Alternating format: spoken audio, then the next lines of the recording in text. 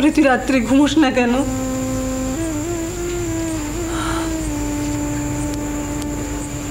মা,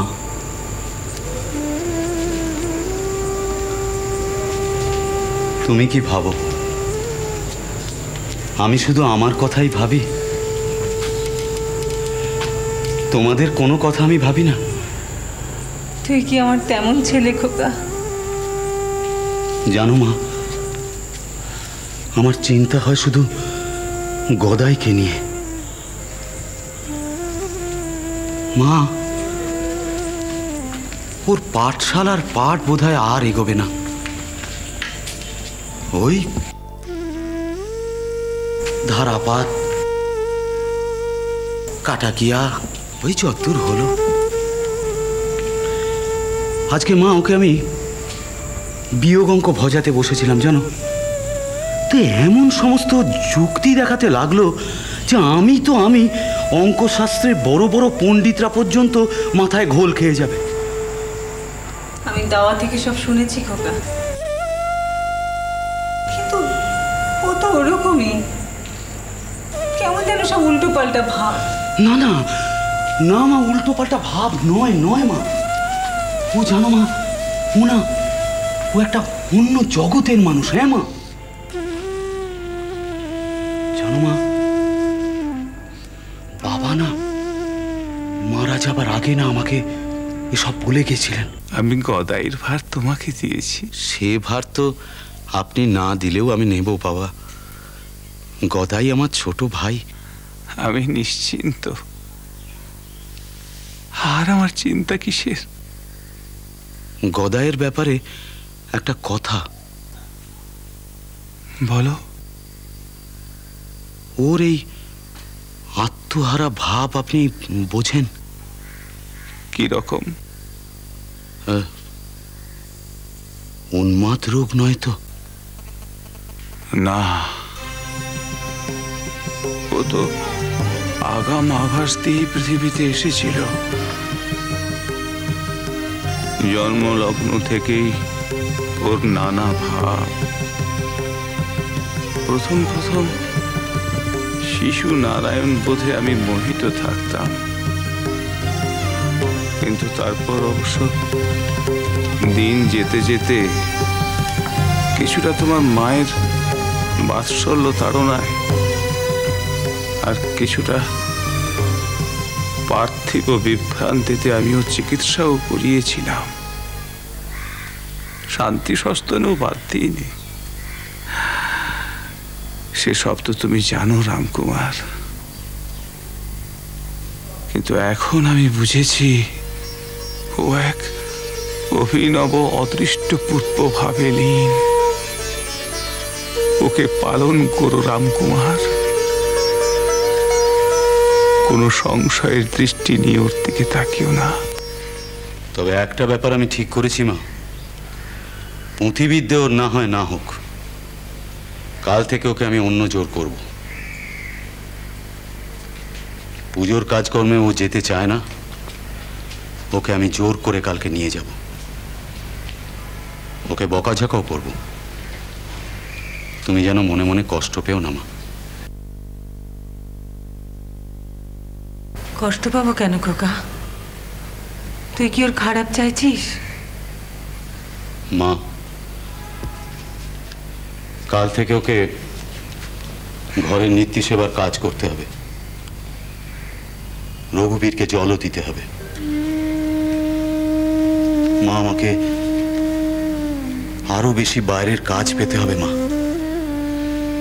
যা আক্রার দিন চলছে,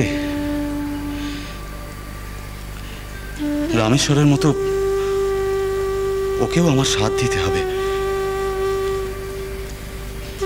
পুঁথিপাঠ ওর না হয় না হোক,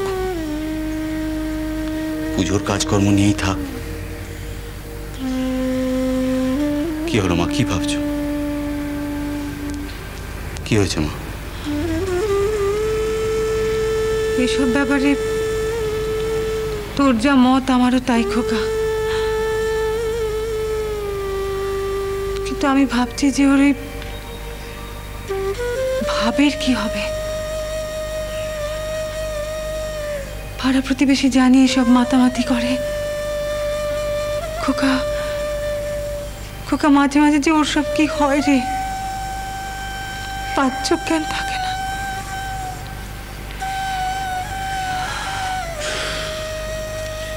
এসবের কোনো পার্থিব ব্যাখ্যা আমার কাছে নেই মা, আর তা জানার আগ্রহ আমার নেই। তবে একটা ব্যাপারে তুমি নিশ্চিন্ত থাকতে পারো, ওর ভেতরে ভগবানই আছেন, শয়তান নেই।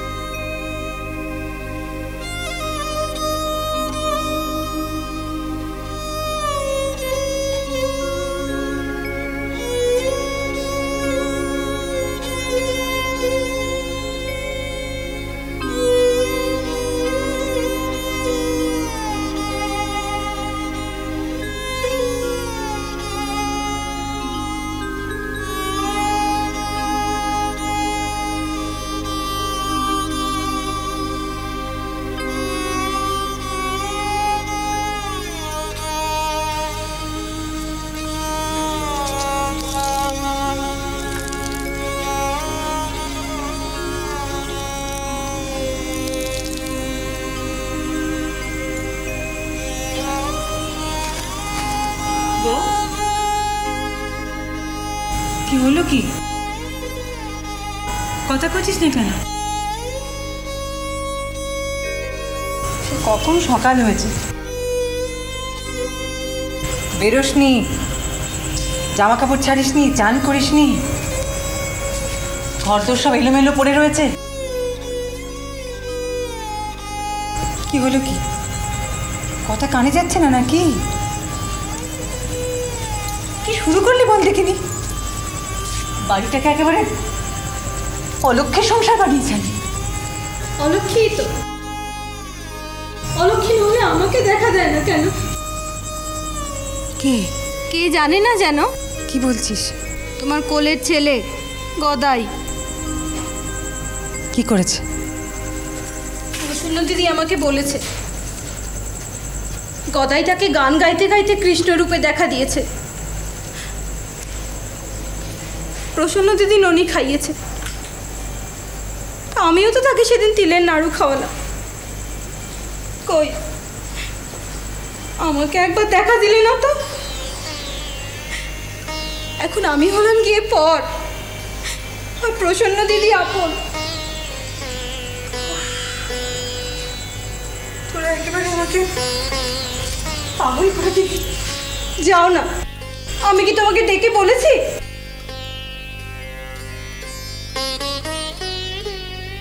তা তুই চান করবি নাকি?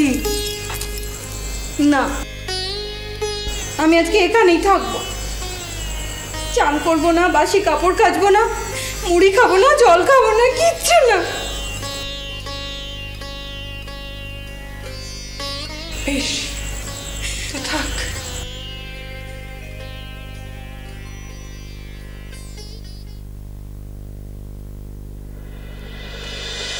শ্রীরাম